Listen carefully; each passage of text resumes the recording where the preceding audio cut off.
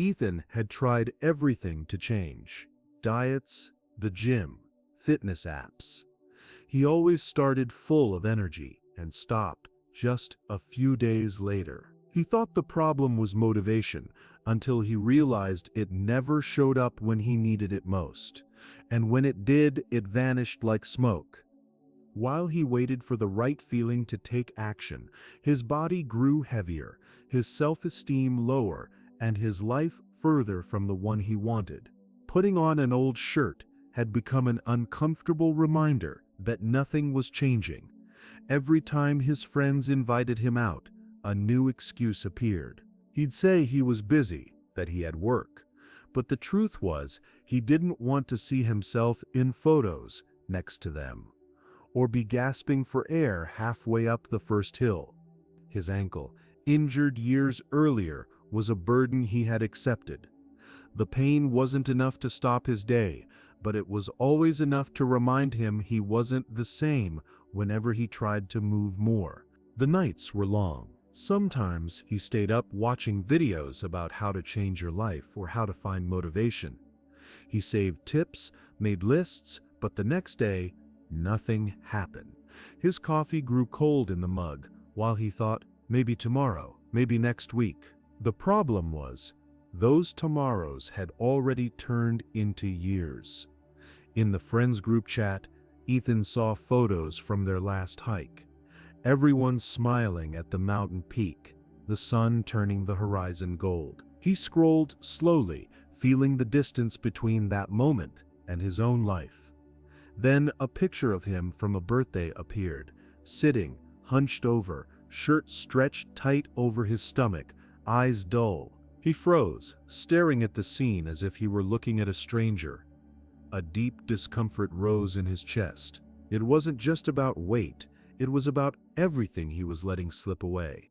He set his phone down, looked at his reflection in the window, and whispered to himself, "I need to change, now." The next morning, he woke up with that decision fresh in his mind. But as soon as he thought about the first steps, the old voices came back. You can't stick to a diet. Your ankle will give out. Start when you feel more motivated. He walked to the kitchen, opened the fridge, and stared inside. He picked up a soda, put it back, picked it up again. It was as if part of him wanted to act, but another part was looking for reasons to delay. He sat on the couch, grabbed his phone, and spent minutes watching workout videos, saving tips, but not moving a muscle. The spark from the night before was fading, and the word tomorrow was taking over again. Days later, Ethan ran into his friend Gabriel, someone he hadn't seen in months. In the past, Gabriel had also struggled with weight and low energy. But now he was different, leaner, standing tall, eyes alive. Over coffee, Ethan shared his failed attempts and his endless wait for motivation. Gabriel smiled and said, "Motivation is like a guest who never tells you when they're coming. Discipline is the house you live in every day." And then he added, "Start small, 10 minutes a day. Do it even when you don't feel like it." The next day, Ethan put on an old pair of sneakers. He went out for a walk. No big goals, just 10 minutes, as Gabriel suggested. At first, he felt silly for doing so little, but when he got back, he realized that for the first time in months, he had done something he promised himself he would. On the second day, he did it again. On the third, too. There was no euphoria, but there was consistency. The scale hadn't moved much, but the weight of breaking promises to himself was starting to lift from his shoulders. The following weeks brought challenges. There were rainy days, party invitations, heavy fatigue after work. The old Ethan whispered, "Just skip today." But there were allies too, Gabriel's messages, quiet compliments from coworkers, the feeling of breathing more easily. His ankle complained on some days, but it didn't stop him. He also began adjusting his eating habits, trading excess for lighter choices. They were small changes, but together they formed a new rhythm. and for the first time, he began to believe he could keep it up. 2 months later, Ethan had lost some weight and was walking with more ease. Looser clothes and renewed energy were clear signs of progress. But one morning, during a longer walk, a sharp pain shot through his ankle. He stopped immediately. The pain brought back old memories, the soccer injury, the feeling of limitation, the fear of going back to square one. Sitting on the curb, he looked at his dust-covered sneaker and thought, "Is this where it all ends?" Gabriel wouldn't let him quit. "Discipline isn't just going when it's easy," he said. "It's continuing even when it hurts by adapting." Ethan started physical therapy. At first, the exercises were simple and repetitive, but they required the same commitment as his walks. Day after day, his ankle grew stronger. He returned to walking, this time with better technique and more caution. It was no longer just about losing weight, it was about regaining the freedom to move.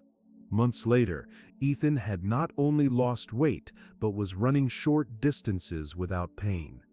His body was lighter, his face brighter, and his smile had returned to photos.